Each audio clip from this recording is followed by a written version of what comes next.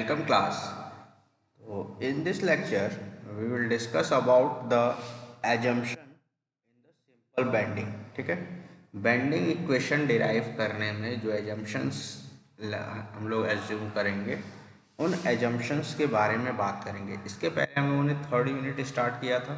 ठीक है, third unit में हम लोगों ने बेंडिंग स्ट्रेसेस डिस्कस कर लिया था, टाइप्स ऑफ बेंडिंग डिस्कस कर लिया था और neutral axis neutral plane discuss कर लिया था। ठीक है, अब आज का जो हमारा टॉपिक है दैट इज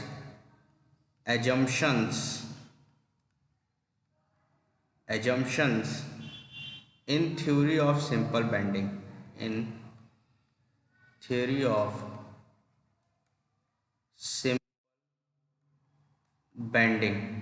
सिंपल बेंडिंग के केस में, ठीक है, सिंपल बेंडिंग हम जब पढ़ेंगे या बेंडिंग इक्वेशन डिराइव करेंगे उस केस में हमारे पास क्या क्या एजम्पशंस हैं।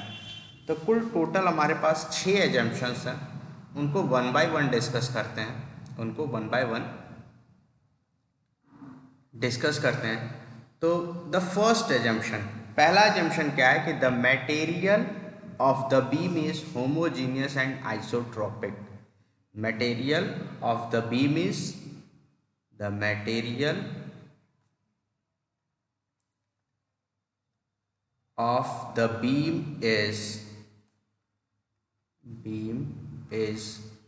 homogeneous and isotropic.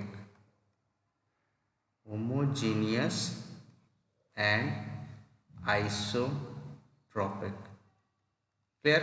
तो होमोजीनियस मटेरियल क्या होता है, आइसोट्रोपिक मटेरियल क्या होता है, और हमारा एजम्पशन क्या है कि दोनों चीज होना चाहिए, होमोजीनियस भी होना चाहिए, आइसोट्रोपिक भी। तो होमोजीनियस क्या होता है, सपोज कोई एक ये बॉडी है, ठीक है, इसके अंदर 2 पॉइंट्स हैं ए और बी।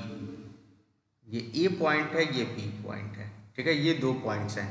अगर कोई elastic property, suppose elastic property E1 इस पर्टिकुलर एक्स डायरेक्शन में है और बी पे भी वही elastic property E1 x direction में है, it means the elastic property of 2 point in a single direction is same, then the material is known as homogeneous material. इस तरह के मटेरियल को क्या बोलेंगे हम लोग, होमोजीनियस मटेरियल बोलेंगे। इट मीन्स कि किसी भी पॉइंट पे अगर एक सिंगल डायरेक्शन में आपका इलास्टिक प्रॉपर्टी सेम है तो उस तरह के मटेरियल को हम लोग होमोजीनियस मटेरियल बोलेंगे। क्या बोलेंगे, होमोजीनियस मटेरियल बोलेंगे। नेक्स्ट आता है व्हाट इज आइसोट्रोपिक। तो सपोज ये एक मटेरियल है, ठीक है, इसमें ये पॉइंट्स हैं, ठीक है, अगर किसी एक पर्टिकुलर पॉइंट पे सारे डायरेक्शन में, एक पर्टिकुलर पॉइंट में सारे डायरेक्शन में इलास्टिक प्रॉपर्टी सेम है तो उस तरह के मटेरियल को क्या बोलेंगे, आइसोट्रोपिक मटेरियल बोलेंगे। सपोज ये पॉइंट है, इसके हर डायरेक्शन में इलास्टिक प्रॉपर्टी क्या है, सेम है, इलास्टिक प्रॉपर्टी क्या है, सेम है। तो इस तरह के मटेरियल को हम लोग क्या बोलेंगे, आइसोट्रोपिक मटेरियल कहेंगे। क्लियर? फर्स्ट एजम्पशन क्लियर है? तो फर्स्ट एजम्पशन क्या कह रहा था, material of the beam is homogeneous and isotropic. Clear? Homogeneous क्या होता है, आइसोट्रोपिक क्या होता है, ये समझ गया। अब हमारे जो मटेरियल है, बीम की मटेरियल वो क्या होनी चाहिए, होमोजीनियस भी होनी चाहिए, आइसोट्रोपिक भी होनी चाहिए। मतलब सारे पॉइंट्स पे आपकी इलास्टिक प्रॉपर्टी सेम होनी चाहिए, सारे पॉइंट पे आपकी इलास्टिक प्रॉपर्टी सेम होनी चाहिए। Clear? Now the next assumption क्या है हमारा, that is second, the value of Young's modulus of elasticity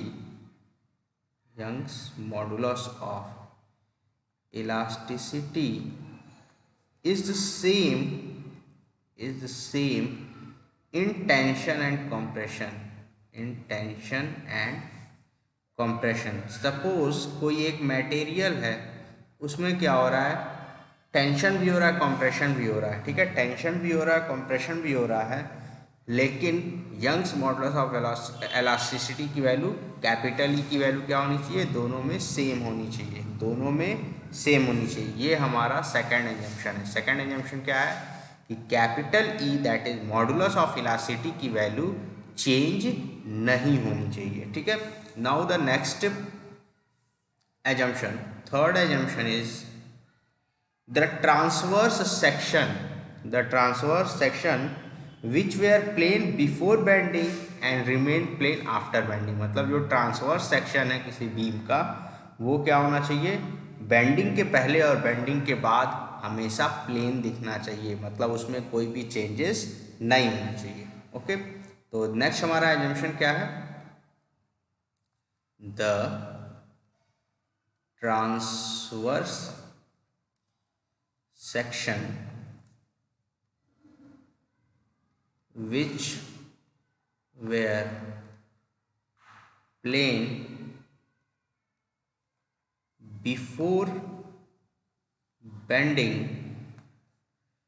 remain plane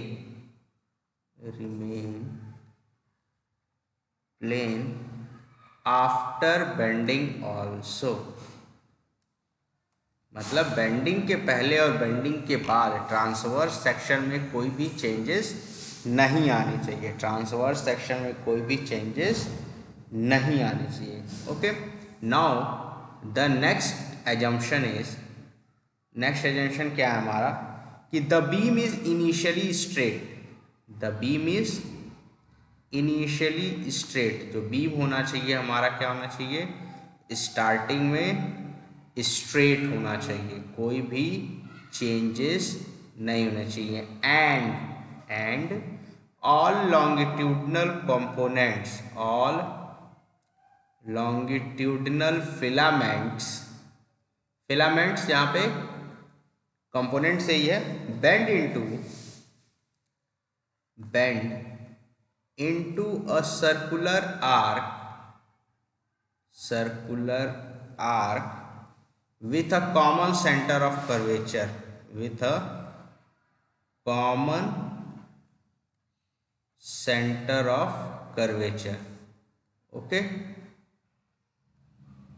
तो इसका मतलब क्या कह रहा है कि इनिशियली जो हमारी बीम होनी चाहिए, इनिशियली जो हमारी बीम होनी चाहिए वो स्ट्रेट होनी चाहिए, मतलब हम बीम जो बना रहे हैं वो इस तरीके से स्ट्रेट होगी। लेकिन अगर बेंडिंग होती है, इसमें बेंडिंग आफ्टर बेंडिंग जो हमारा बीम है अगर बेंड होता है, ठीक है, हमारा बीम जो है वो बेंड होता है, तो उसका जो सेंटर होना चाहिए वो कॉमन होना चाहिए, मतलब एक ही सेंटर से सारे एलिमेंट्स पास करेंगे, एक ही सेंटर से सारे एलिमेंट पास करेंगे। तो इस तरीके से हमारा कुछ जो नेक्स्ट चौथा एजम्पशन है वो ये कह रहा है। क्लियर, चौथा एजम्पशन क्या कह रहा है कि इनिशियली बीम हमारी स्ट्रेट होनी चाहिए, इनिशियली जो बीम है हमारी वो क्या होनी चाहिए, स्ट्रेट होनी चाहिए, और अगर उसमें बेंडिंग आती है तो जो सारे लिगामेंट्स हैं उसके लॉन्गिट्यूडनल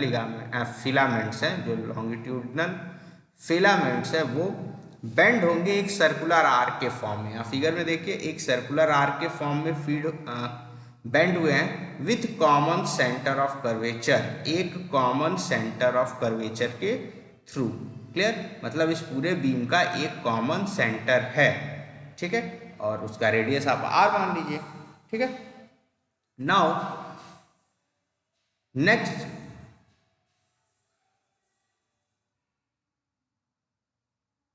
नेक्स्ट हमारा जो नेक्स्ट हमारा आप बोल सकते हैं एजम्पशन है, वो भी इसी कर्वेचर से ही रिलेटेड है।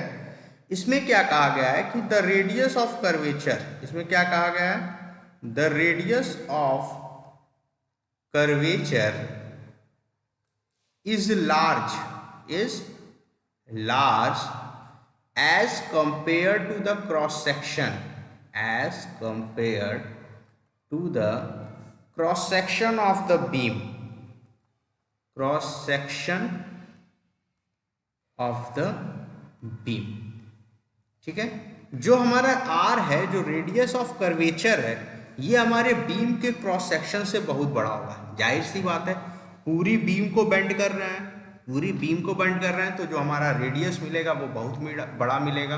और हमारा जो क्रॉस सेक्शन होता है बीम का, वो क्या होता है, उसकी साइज mm में दी जाती है, उसकी साइज mm में दी जाती है। लेकिन जो हमारा रेडियस ऑफ कर्वेचर आएगा, जब हम किसी एक बड़े बीम को बेंड करेंगे, तो वो किस में आएगा, मीटर के फॉर्म में आएगा, सेंटीमीटर के फॉर्म में आएगा।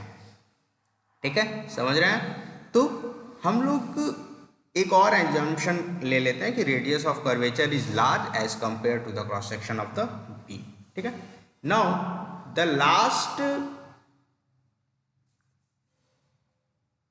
द लास्ट आपका जो है क्या बोलते हैं, एजम्पशन है कि each layer of the beam के सभी लेयर क्या होंगे, फ्रीली एक्सपेंड या कॉन्ट्रैक्ट करेंगे।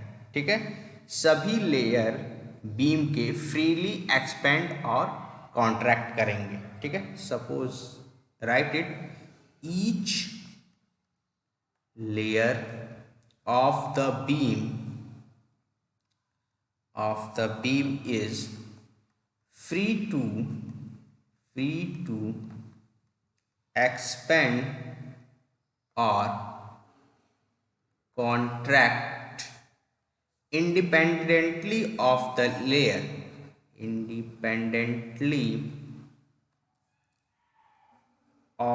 the layer above or below it, मतलब बीम के जितने भी लेयर्स होंगे वो फ्रीली एक्सपेंड कर सकते हैं या फ्रीली कांटेक्ट कर सकते हैं बिना किसी लेयर के इंटरेक्शन के। सपोज कई लेयर्स होंगे, नंबर ऑफ लेयर से बीम बना होगा, तो बीम्स की कोई भी लेयर आपकी फ्रीली एक्सपेंड या कॉन्ट्रैक्ट कर सकती है, उसके ऊपर वाले लेयर से उसका कोई भी कनेक्शन नहीं होगा। ये भी हमारा एक एजम्पशन है। तो ये हमारे टोटल 6 एजम्पशंस हैं। ठीक है, 6 एजम्पशंस हैं, इनको ये 1 बाय 1 एक बार और देख लेते हैं। The first assumption is the material is homogeneous and isotropic. Material जो होना चाहिए होमोजीनियस होना चाहिए और आइसोट्रॉपिक भी होना चाहिए। Second, the value of Young's modulus of elasticity. ठीक है, यंग्स मॉडुलस ऑफ इलास्टिसिटी की वैल्यू टेंशन और कंप्रेशन में सेम होगी। ठीक है, टेंशन और कंप्रेशन में सेम होगी। नाउ थर्ड जो है, the transverse section of the beam आपका बेंडिंग से पहले और बेंडिंग के बाद हमेशा क्या रहेगा, प्लेन रहेगा। बेंडिंग के बाद हमेशा क्या रहेगा, प्लेन कंडीशन में रहेगा। नाउ द फोर्थ वन क्या कह रहा था, फोर्थ एजम्पशन क्या कह रहा था कि बेंडिंग जो बीम होगी वो बीम क्या होगी, इनिशियली स्ट्रेट होगी, और जितने भी लॉन्गिट्यूडनल फिलामेंट्स होंगे, जितने भी लॉन्गिट्यूडनल कंपोनेंट्स होंगे, अगर वो बेंड करते हैं, अगर उसमें बेंडिंग आती है, तो वो बेंड कैसे होंगे, एक सर्कुलर आर्क के फॉर्म में बेंड होंगे। कैसे बेंड होंगे, एक सर्कुलर आर्क के फॉर्म में बेंड होंगे, और जिसका सेंटर क्या होगा, एक कॉमन सेंटर होगा। जिसका सेंटर क्या होगा, एक कॉमन सेंटर होगा। ठीक है, नाउ पांचवा क्या कर रहा था, पांचवा एजम्पशन क्या था कि द रेडियस ऑफ कर्वेचर, जो हमको रेडियस मिल रहा है बेंडिंग के बाद, वो क्या होगा, बहुत बड़ा होगा as dimension of the cross section. Beam के क्रॉस सेक्शन के डायमेंशन के कंपैरिजन में रेडियस ऑफ कर्वेचर क्या होगा, बहुत बड़ा होगा। और लास्ट जो हमारा एजम्पशन है वो क्या है कि each layer of the beam, ठीक है, each layer of the beam, जो बीम की लेयर्स हैं वो क्या है, फ्रीली एक्सपेंड या कॉन्ट्रैक्ट कर सकती हैं बिना किसी अदर लेयर के इंटरेक्शन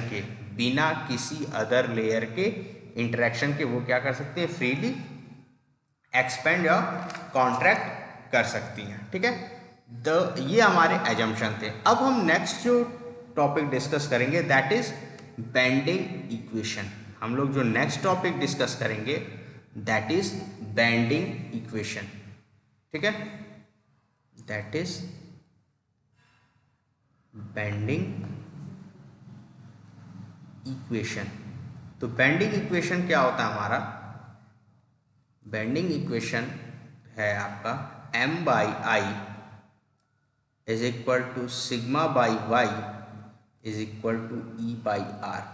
ये एक्सप्रेशन हम लोग को क्या करना है, डेराइव करना है। एम क्या है, मोमेंट ऑफ रेजिस्टेंस, आई क्या है, मोमेंट ऑफ इनर्शिया, सिग्मा क्या है, बेंडिंग स्ट्रेस, वाई क्या है आपका distance between neutral axis and the outer most fibre, E क्या है यंग्स मॉडुलस ऑफ इलास्टिसिटी और आर क्या है आपका रेडियस ऑफ कर्वेचर।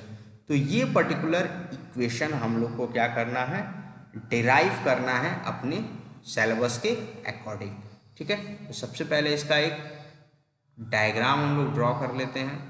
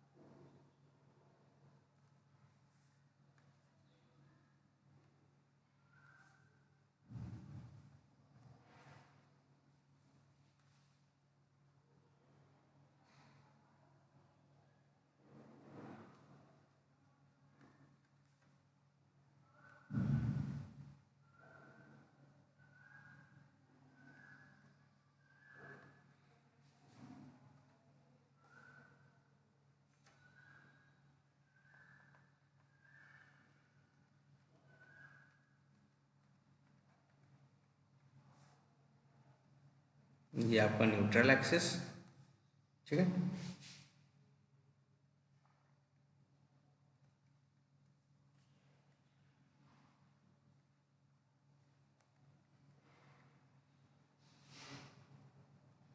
ठीक है, और यहाँ पे हम लोग क्या करते हैं, एक एलिमेंट ले लेते हैं दैट इज आर एस। ये क्या है, एक एलिमेंट है आपका आर एस। ठीक है, तो ये क्या है, कोई बीम है that is element R S and यहाँ पे हम लोग लिखते हैं पी क्यू। ये एक कोई बीम है जिसपे एक बेंडिंग मोमेंट अप्लाई हो रहा है। ठीक है, और उसके एक कंपोनेंट को हम लोगों ने लिया हुआ है दैट इज आर एस, और आर एस का जो डिस्टेंस है न्यूट्रल एक्सिस से वो कितना है, वाई है। न्यूट्रल एक्सिस से डिस्टेंस कितना है, वाई है। और ये जो पूरी कंडीशन है, ये कंडीशन है बिफोर बेंडिंग की। ठीक है, ये कंडीशन क्या है, बिफोर बेंडिंग। इसमें एम डैश की एक बेंडिंग अप्लाई हो रही है, एम डैश की एक बेंडिंग अप्लाई हो रही है, और ये पूरा कंडीशन जो फिगर आपका दिखा रहा है बिफोर बेंडिंग के कंडीशन को बता रहा है। ठीक है, अब हम लोग आफ्टर बेंडिंग कंडीशन भी बना लेते हैं कि आफ्टर बेंडिंग कंडीशन क्या होगा।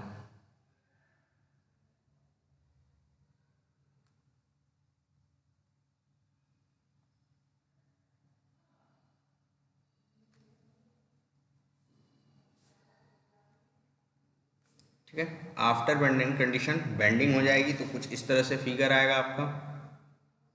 ठीक है, इस तरीके से कुछ ये आएगा।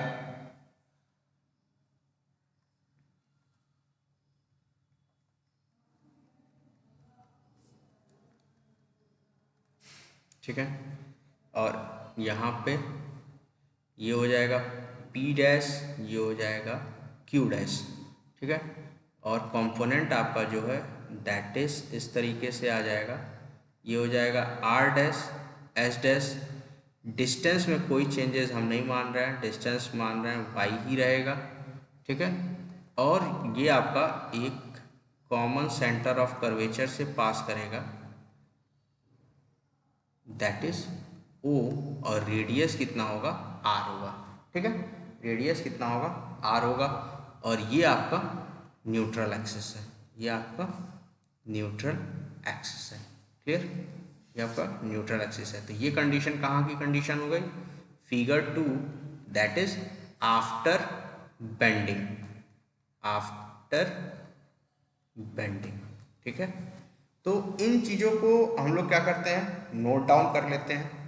ठीक है, नोट डाउन कर लेते हैं कि फिगर 1 क्या कह रहा है, फिगर 2 क्या कह रहा है। तो फिगर 1 क्या है, एक लॉन्गिट्यूडनल सेक्शन है बीम का जिसमें न्यूट्रल एक्सिस, ठीक है, शो कर रहा है। तो उसमें हम लोग क्या कर रहे हैं, एक लेयर ले रहे हैं, ठीक है। तो डायरेक्ट हम लोग लिखते हैं लेयर वाले फॉर्म से, that is consider a layer RS at a distance of y from neutral axis or neutral layer PQ। Neutral layer PQ से y डिस्टेंस पे हम लोग क्या किए हैं, एक RS लेयर लिए हैं। And after bending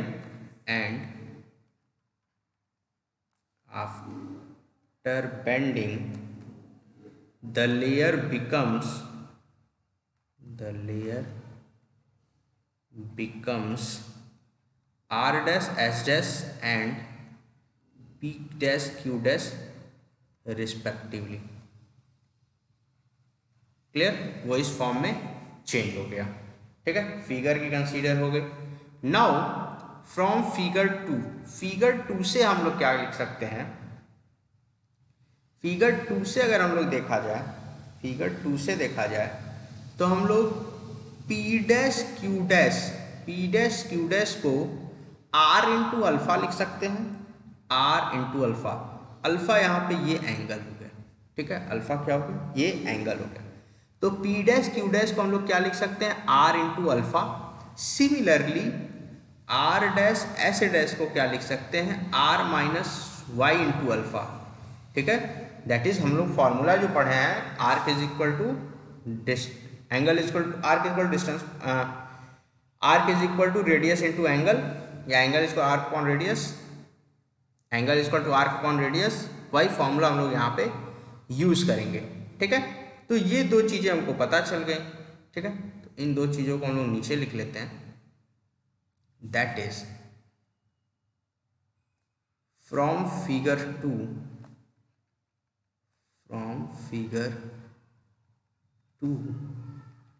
P dash Q dash is equal to R alpha and R dash S dash is equal to R minus Y alpha। Clear, ये इतनी चीजें क्लियर है। नाउ एक चीज हम लोग जानते हैं कि बिफोर बेंडिंग से पहले, फिगर में देखिए, बेंडिंग से पहले PQ is equal to RS था।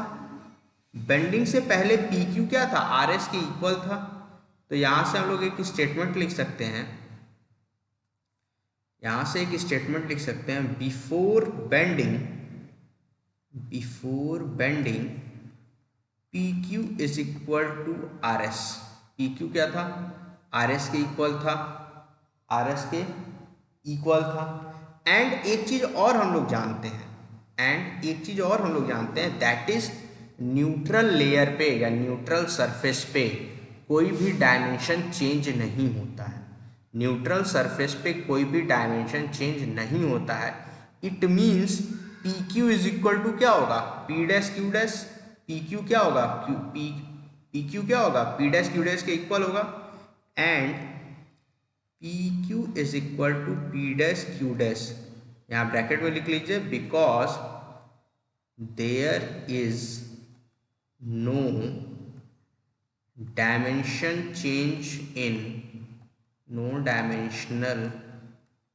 चेंज ऑन न्यूट्रल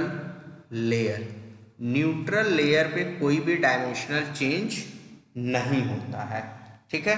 तो अब हमारे पास चेंज किस में आ रहा है,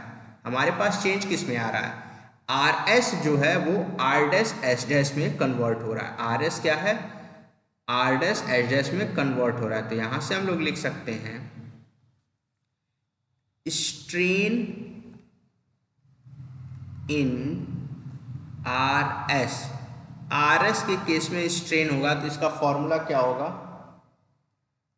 इनिशियली कितना था RS, फाइनल कितना बना R डैश S डैश, और ओरिजिनल कितना है RS क्या है आपका, PQ के इक्वल है, ठीक है।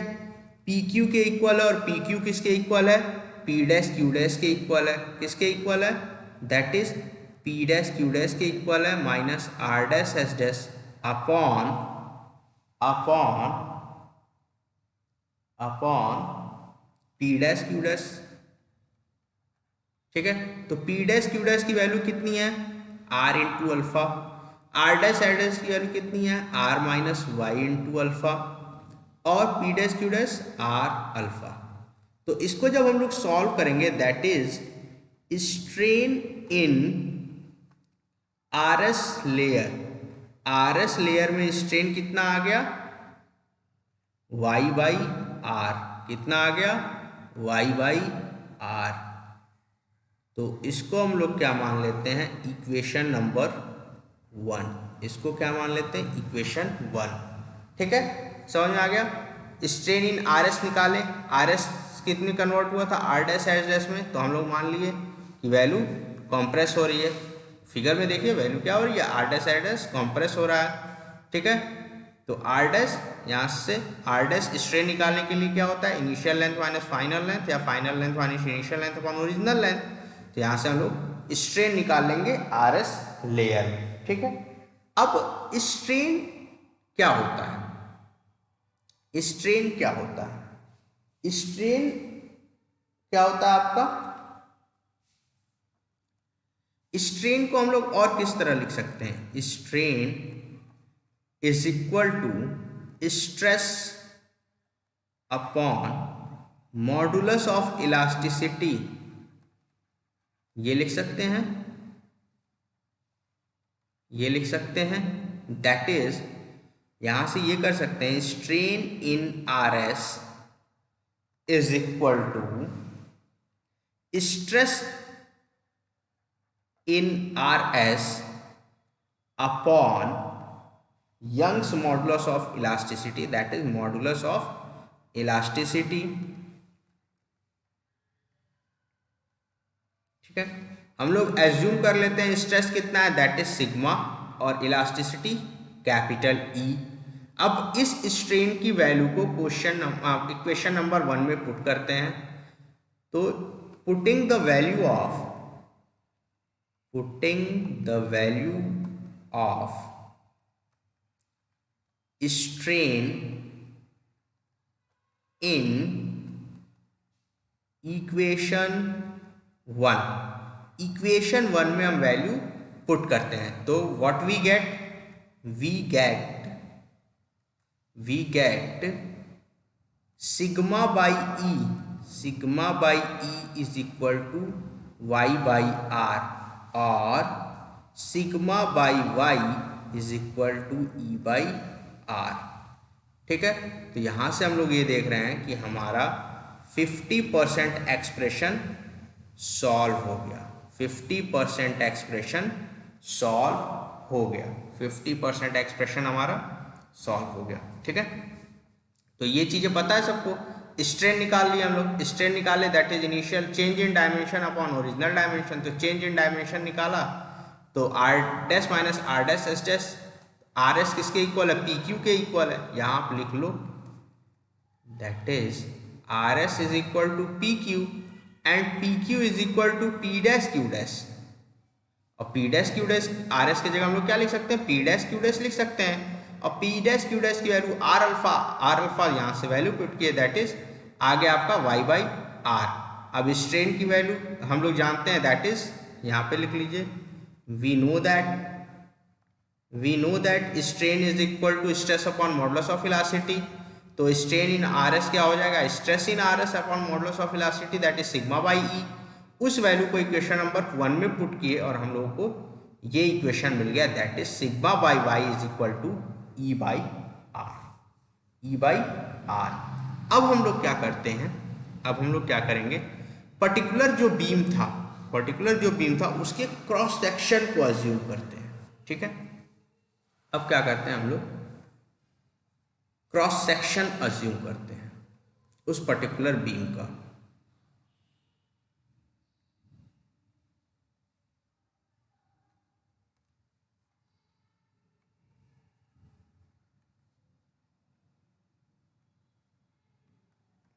ठीक है, तो ये क्रॉस सेक्शन हो गया, ये इसका न्यूट्रल एक्सिस हो गया। क्रॉस सेक्शन पे भी क्या होगा, न्यूट्रल एक्सिस होगा, ठीक है।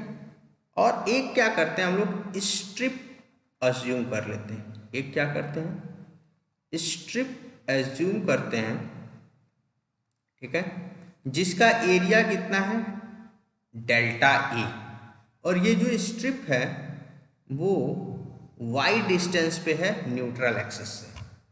न्यूट्रल एक्सिस से कितना है, y डिस्ट्रिक्ट पे है, डिस्टेंस पे है, ठीक है। तो हम लोगों ने क्या एज्यूम किया था, कंसीडर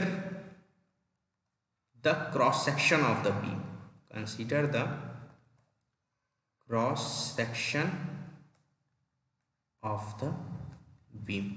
बीम के क्रॉस सेक्शन को हम लोगों ने अज्यूम कर लिया, ठीक है। नाउ उसके बाद क्या कर रहे हैं हम लोग, लेट अ स्ट्रिप, उसके बाद क्या किया हम लोगों ने, स्ट्रिप लिया of area delta A lie at a distance of y from the neutral axis, from the neutral axis, ठीक है।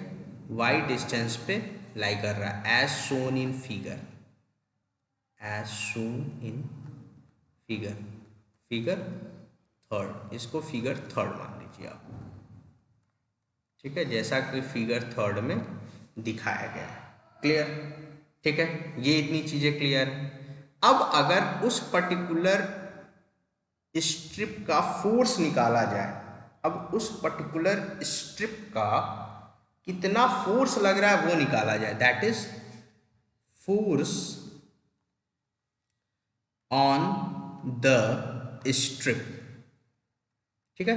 तो फोर्स क्या होता है, that is stress into area. Stress क्या है, सिग्मा, इनटू एरिया क्या है, डेल्टा ए, ठीक है।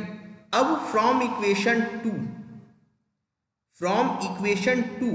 हम लोग स्ट्रेस की वैल्यू लिख सकते हैं, फ्रॉम इक्वेशन टू स्ट्रेस की वैल्यू लिख सकते हैं, that is E Y by R into delta A. Equation two हम लोग क्या था, sigma by Y equal to E by R, यहां से सिग्मा की वैल्यू निकालेंगे, that is E Y by R, ठीक है। तो ये सिग्मा की वैल्यू हम लोग क्या पुट कर रहे हैं, यहां पे पुट कर दे रहे हैं, दैट इज फोर्स हमको पता चल जा रहा है, ठीक है। ये क्या पता चल गया, force on the strip, force on the strip. अब जबकि हमको मोमेंट वाला पार्ट डेराइव करना है, मोमेंट वाला पार्ट डेराइव करना, तो हम लोग क्या करेंगे, मोमेंट भी लेंगे। तो now taking moment of above force, ठीक है, मोमेंट ऑफ इस पर्टिकुलर फोर्स का न्यूट्रल एक्सिस के अबाउट मोमेंट लेते हैं, ठीक है। Taking moment of above force about neutral axis, neutral axis के अबाउट हम लोग मोमेंट ले लेते हैं। तो न्यूट्रल एक्सिस के अबाउट अगर मोमेंट लेंगे तो मोमेंट होता क्या है, basically moment is equal to force into distance, force into distance, force into distance होता है। तो फोर्स तो हमारे पास दिया हुआ है, डिस्टेंस कितना होगा, फिगर में देखिए डिस्टेंस कितना है, y डिस्टेंस पे लाई कर रहा है, तो force is into distance, that is force E Y by R into delta A into distance y। तो यहां से मोमेंट क्या हो जाएगा आपका, E Y square R delta A. अब ये मोमेंट क्या था, ये मोमेंट क्या था, ड्यू टू सिंगल स्ट्रिप, ये मोमेंट क्या है, ड्यू टू सिंगल स्ट्रिप, एक पर्टिकुलर स्मॉल स्ट्रिप की वजह से है। अगर हम पूरे सेक्शन का मोमेंट निकालना चाहें, टोटल मोमेंट निकालना चाहें, तो क्या होगा, ठीक है। Now the above moment the above moment is due to small area for the whole section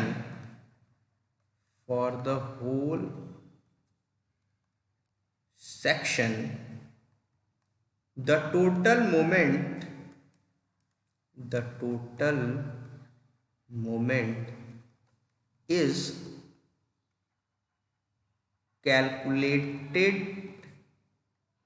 by the integration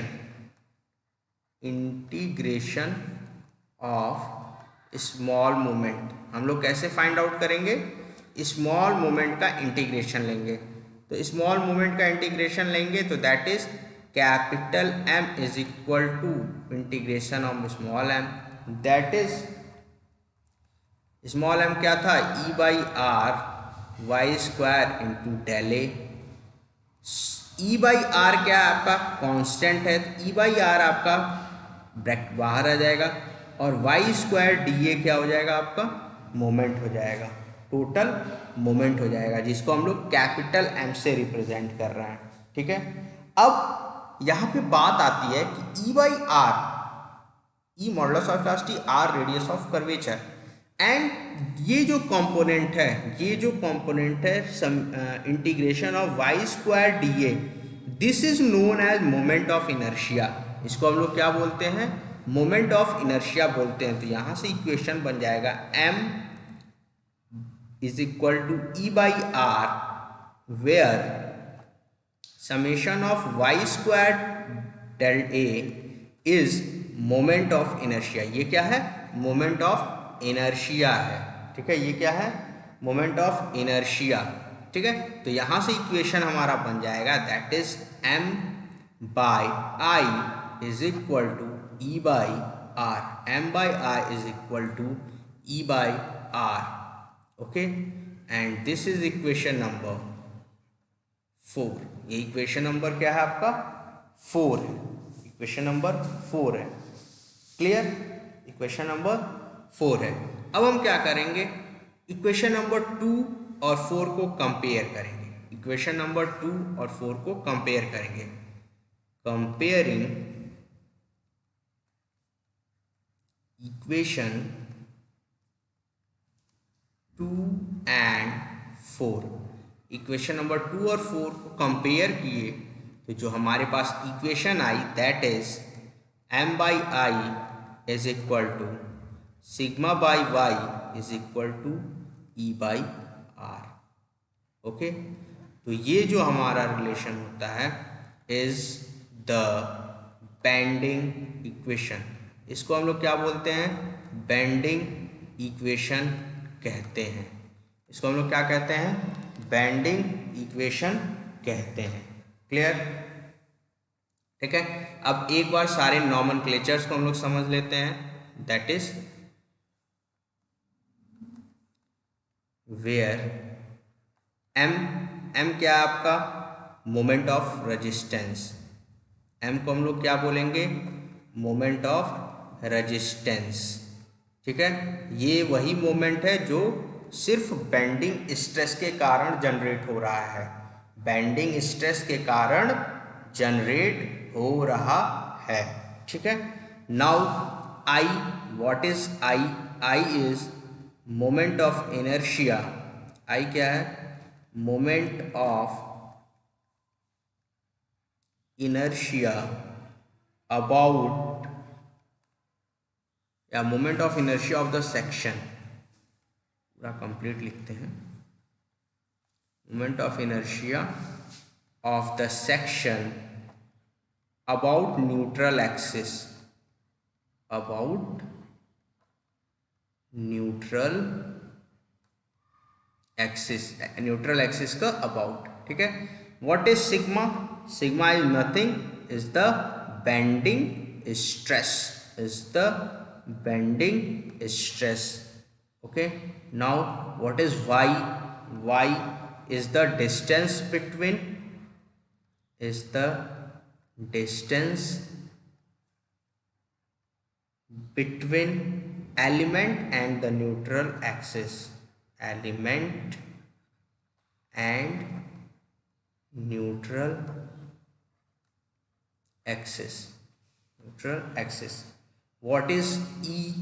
E is the, आप लोग जानते हैं, E is the Young's modulus of elasticity, Young's modulus of elasticity.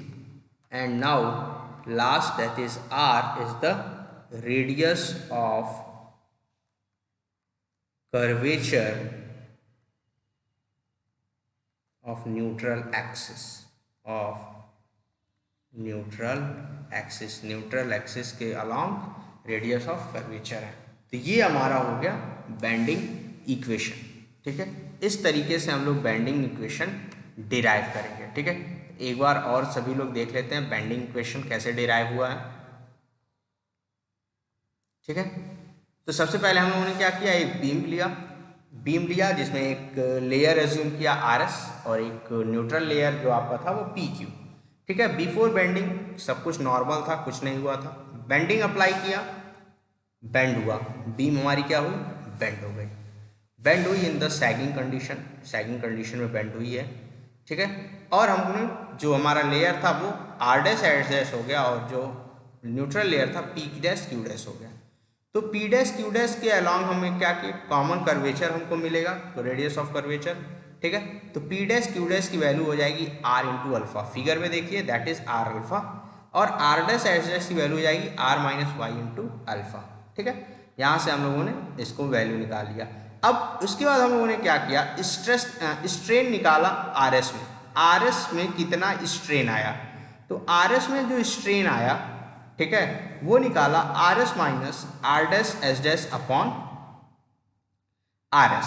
ठीक है, तो ये value जो आई that is Y/R।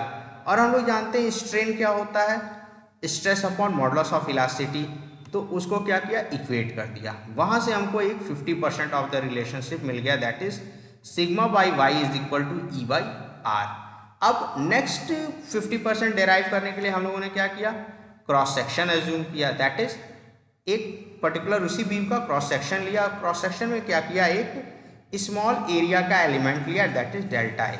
ठीक है, उस पर पहले हम लोगों ने फोर्स निकाला कि फोर्स कितना होता है, तो फोर्स हो गया आपका E/Δ/A/R।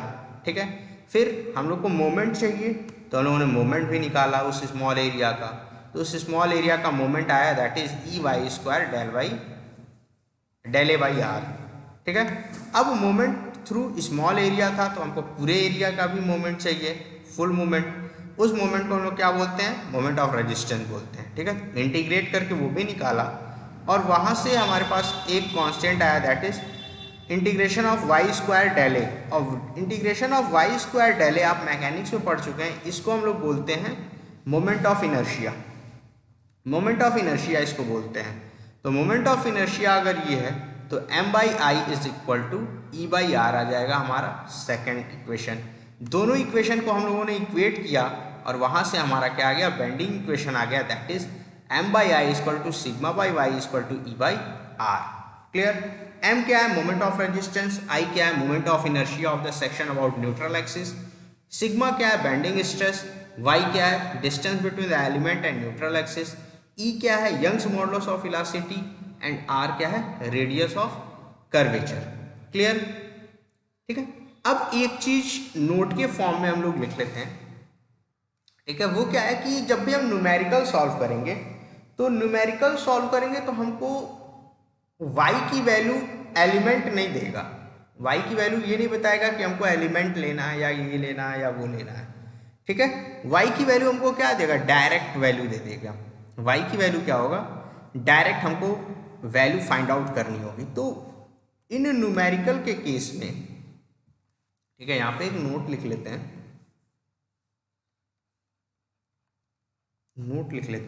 That is in case of numerical, जब भी हमसे न्यूमेरिकल की बात होगी, ठीक है, तो y जो होगा, y क्या होगा, दैट इज डिस्टेंस बिटवीन, ठीक है, या distance from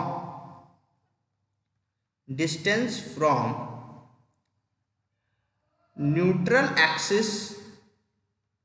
axis to top and bottom, top और बॉटम, इट इज टॉप और बॉटम, टॉप और बॉटम ऑफ द सेक्शन। ठीक है, y क्या होगा आपका, वो डिस्टेंस होगा जो न्यूट्रल एक्सिस से या तो टॉप या तो बॉटम ऑफ द सेक्शन में हम लोग लेंगे। ठीक है, समझ में आ गया क्या चीजें हैं, y कैसे हम लोग कैलकुलेट करेंगे, क्लियर। तो ये आपको ध्यान रखना होगा, आपको न्यूमेरिकल के केस में y की वैल्यू हम लोग कैसे कैलकुलेट करेंगे। फॉर एग्जांपल रेक्टेंगल का केस ले लेते हैं, रेक्टेंगल का केस हम लोग ले लेते हैं, यहाँ पे रेक्टेंगल की बात हुई थी। तो रेक्टेंगल के केस में अगर हम लोग बात करते हैं, ये आपका बी दिया हुआ है दैट इज विड्थ, और ये दिया हुआ आपका डी, स्मॉल डी। तो न्यूट्रल एक्सिस कहाँ से पास करेगा, सेंटर से पास करेगा, दैट इज न्यूट्रल एक्सिस। और y निकालेंगे, या यही हमारा y होगा। तो y क्या हो जाएगा यहाँ पे, y is equal to D by two. y क्या होगा आपका, डी बाई टू। ये सिमेट्रिकल सेक्शन है, that is D by two. ठीक है, सिमिलरली हम लोग सर्कल ले लेते हैं। ठीक है, सिमिलरली हम लोग सर्कल ले लेते हैं। ठीक है, सर्कल भी क्या होता है, सिमेट्रिक होता है। ठीक है, सपोज इसका डाया कितना आपका कैपिटल डी है। ठीक है, सेंटर से पास करेगा, तो यहां से टॉप या बॉटम पे जो भी निकालेंगे दैट इज वैल्यू सेम आएगी। ठीक है, तो y इज इक्वल टू क्या हो जाएगा, d बाई टू। तो इस तरीके से हम लोग न्यूमेरिकल में इन चीजों का यूज करेंगे, क्लियर है। ठीक है, तो इस तरीके से हम लोगों ने एजम्पशन और ये चीजें देख ली। नाउ हम लोग अब देखते हैं that is bending stress in symmetrical section. Symmetrical section में बेंडिंग स्ट्रेस कैसे कैलकुलेट करेंगे। ठीक है, तो नेक्स्ट जो हम लोग का टॉपिक है that is bending stress in symmetrical section. Symmetrical section में हम लोग बेंडिंग स्ट्रेस कैसे कैलकुलेट करते हैं। Next topic is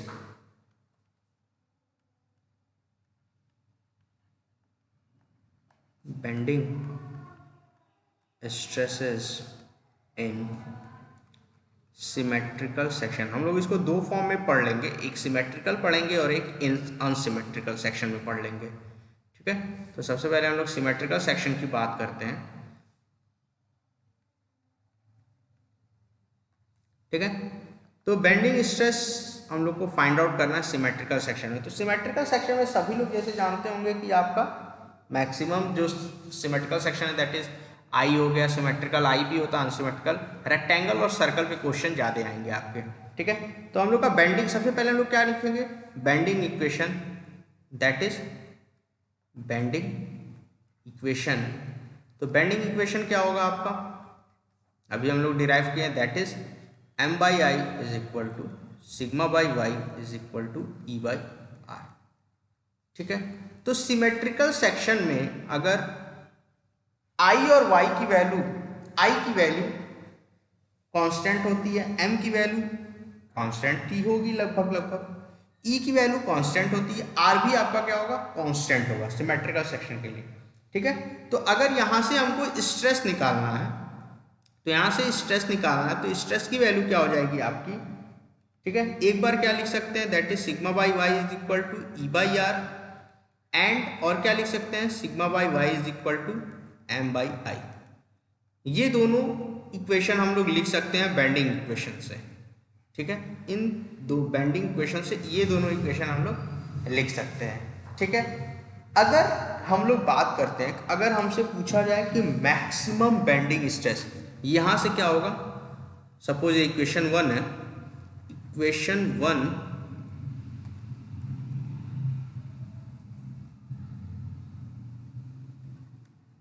can help in finding out the bending stress, help in finding out the bending stress in symmetrical section। ठीक है, symmetrical section में इन दोनों इक्वेशन से हम लोग फॉर्मूले से बेंडिंग स्ट्रेस फाइंड आउट कर लेंगे। नाउ अब बात आती है कि अब बात ये आती है कि मैक्सिमम बेंडिंग स्ट्रेस क्या होगा। बात आती है मैक्सिमम बेंडिंग स्ट्रेस क्या होगा। फॉर एग्जाम्पल हम लोग एक रेक्टेंगल ले लेते हैं, फॉर एग्जाम्पल के तौर पे एक रेक्टेंगल ले लेते हैं इस तरीके से, ठीक है। एक रेक्टेंगल ले लेते हैं, इसका न्यूट्रल एक्सिस सेंटर से पास करेगा, दैट इज न्यूट्रल एक्सिस, ठीक है, ठीक है।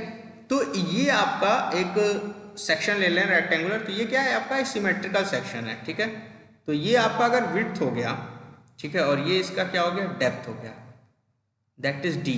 तो अगर हम लोग इसका y की वैल्यू निकालते हैं, दैट इज d/2। तो यहाँ पे अगर हम मैक्सिमम बेंडिंग स्ट्रेस की बात करते हैं, मैक्सिमम बेंडिंग स्ट्रेस की बात करते हैं, तो ये कह सकते हैं कि मैक्सिमम बेंडिंग स्ट्रेस जो होगा वो आपका किस पे डिपेंड करेगा, y की वैल्यू पे डिपेंड करेगा। यहाँ पे इक्वेशन नंबर 1 में ध्यान दीजिए, E कांस्टेंट, R कांस्टेंट, तो y की वैल्यू पे डिपेंड करेगा maximum bending stress. Maximum bending stress किस पे डिपेंड करेगा, दैट इज यहाँ पे लिख लीजिए यहाँ पे इक्वेशन लिखते हैं पहले, उसके समझ में आ जाएगा। दैट इज अगर हम लोग सिग्मा मैक्स निकालते हैं, दैट इज E/R y।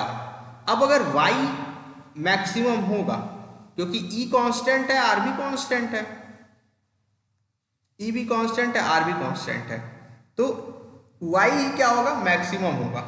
तो सिग्मा अगर मैक्सिमम है तभी तो y मैक्सिमम होगा, या ये कह सकते हो y अगर मैक्सिमम होगा तभी हमको क्या मिलेगा, मैक्सिमम बेंडिंग स्ट्रेस मिलेगा। इट मींस कि मैक्सिमम बेंडिंग स्ट्रेस y की वैल्यू पे डिपेंड कर रहा है। तो यहां से हम स्टेटमेंट लिख सकते हैं, यहां से ये पूरा डिलीट करते हैं,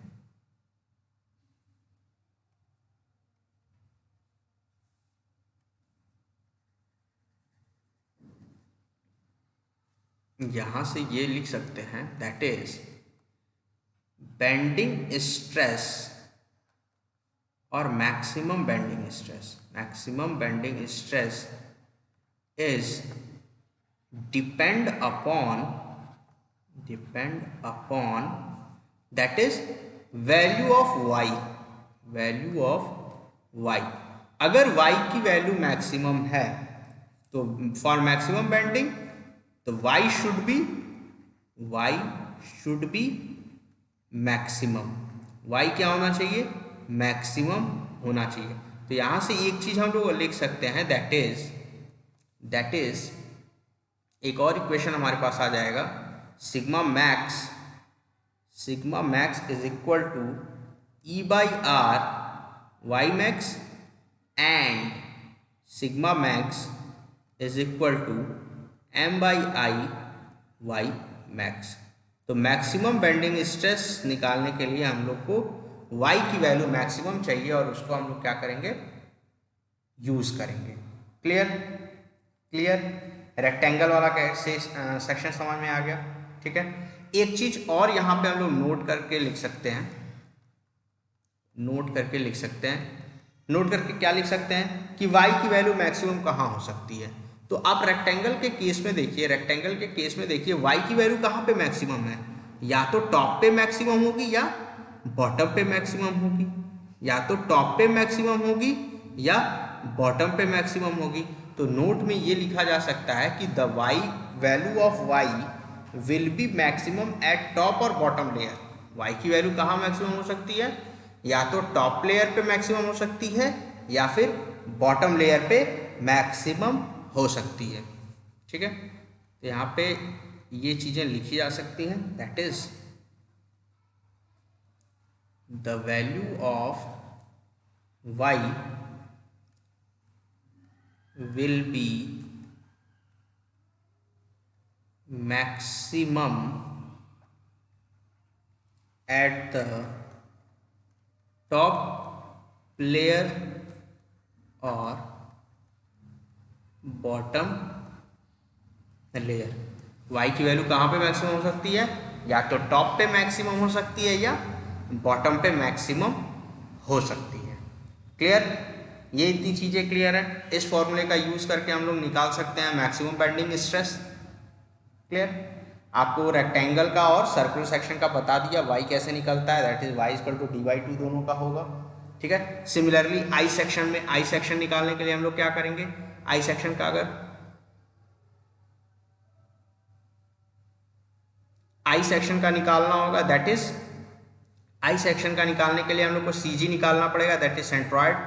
सेंट्रॉयड निकालने के बाद हम लोग को फिर मोमेंट ऑफ इनर्शिया निकालना होगा न्यूट्रल एक्सिस के अबाउट। तो ये सारी चीज़ें आप लोग मैकेनिक्स में पढ़ चुके हैं, ये सारी चीज़ें क्या है मैकेनिक्स में हम लोग पढ़ चुके हैं, तो वहाँ से भी हम लोग इस चीज़ों को रिवाइज कर लेंगे। क्लियर? तो आज जो जो पढ़े हैं उस चीज़ को हम लोग एक बार फिर से देख लेते हैं। इस लेक्चर में हम लोगों ने क्या क्या पढ़ा। सबसे पहले हम लोगों ने एजम्पशन देखा। सबसे पहले हम लोगों ने क्या देखा, एजम्पशन।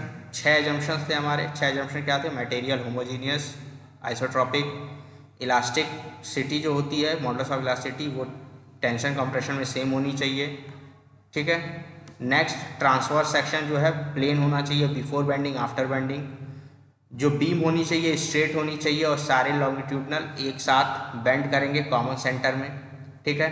रेडियस ऑफ कर्वेचर जो होगा लार्ज होगा as compare to cross section, और सारे लेयर क्या करेंगे इंडिपेंडेंटली एक्सपेंड या कॉन्ट्रैक्ट होंगे। ठीक है। उसके बाद हम लोगों ने बेंडिंग इक्वेशन डिराइव किया। ठीक है। बेंडिंग इक्वेशन डिराइव करने के लिए 2 पार्ट लिया गया। एक बार बेंडिंग दिखाया गया, ठीक है, उससे हम लोगों ने डिराइव किया, क्या डिराइव किया, स्ट्रेन स्ट्रेस के फॉर्मूले के हेल्प से sigma by Y equal to E/R। ठीक है, ये डिराइव किया। उसके बाद हम लोगों ने क्रॉस सेक्शन लिया। क्रॉस सेक्शन लेके हम लोगों ने डिराइव किया M/I is equal to E/R। दोनों को कंपेयर कर लिया, that is M/I equal to sigma by Y equal to E/R, that is हमारा आ गया बेंडिंग इक्वेशन।